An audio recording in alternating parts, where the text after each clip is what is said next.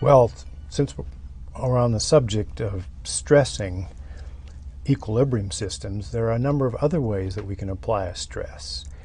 And one very important example is that we can allow a reaction to come to equilibrium. And in this case, let's react hydrogen gas with iodine, also in the gas phase. And that reaction produces HI in the gas phase. And of course, we have two of those molecules formed in the reaction. Let's track this from the condition in which we have no HI, hydrogen iodide, in the reactor vessel, and we start with hydrogen and iodine.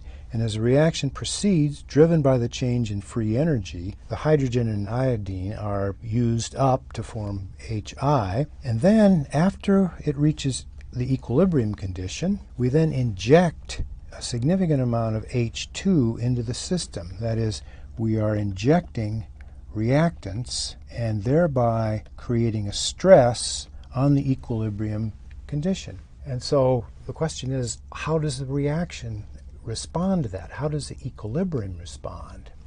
So just to be careful that we note that we reach equilibrium, and then we know that we can write the equilibrium constant in pressure units. That's just equal to the pressure of HI squared divided by the pressure of H2 times the pressure of I2. So that's fine. That's the equilibrium condition, and we can cruise on under that circumstance for as long as we want. But if we're going to stress that by the injection of hydrogen, the question is, which direction will the equilibrium shift? So we know how to address that problem. We immediately write down our reaction quotient because we have the pressure of HI squared, but now we divide it by the pressure of H2 plus some delta P of H2, which accounts for the injected H2 into that mix, and then again we have our pressure of I2. And remember that this is the reaction quotient immediately after we've applied the stress.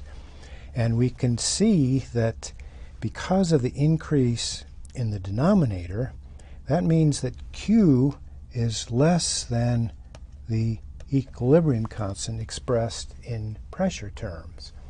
So we can immediately deduce that Q is less than the equilibrium constant, and that means that in order to regain equilibrium, the state of chemical equilibrium, we have to shift from left to right. So let's see how that plays then when we're mapping out the response of that system. So we inject H2 into the system, and then we watch what happens to the concentration of the other species. Well, the first thing we notice is that the pressure of I2 drops. At the same time, the pressure of HI increases. And indeed, that's exactly what we predict. It shifts from the left to the right. That is, it's shifting from hydrogen and iodine over to hydrogen iodide. That's a shift from left to right. So that means that we can analyze the stress applied to a chemical reaction at equilibrium by the injection of either products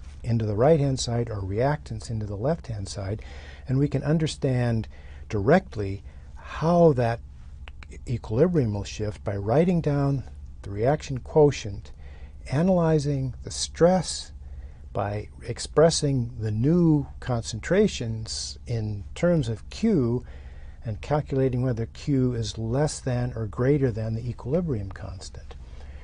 If Q is less than the equilibrium constant, the reaction shifts from left to right. If Q is greater than the equilibrium constant, it shifts from right back to left. And we can see that both in the adjustment of Q coming back so that Q equals the equilibrium constant, or we can see it by mapping out the actual concentrations and watching that response.